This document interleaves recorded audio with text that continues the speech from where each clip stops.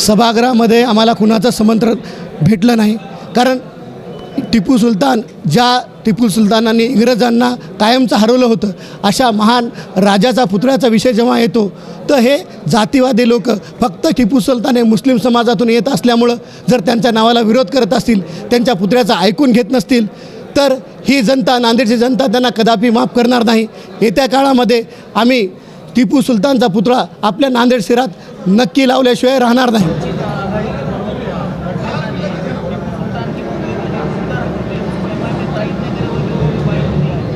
झूठ बात है। असल में अगर उन्होंने वो बात रखते थे तो वंचित के जो गठ नेता थे सबसे पहले हमें कहते थे, लेकिन क्योंकि कांग्रेस के अब्दुल गफ्फार ने जब बात की तो उसके अंदर कहीं पर भी किसी का उस चीज़ का उल्लेख नहीं होना, जिक्र हुआ।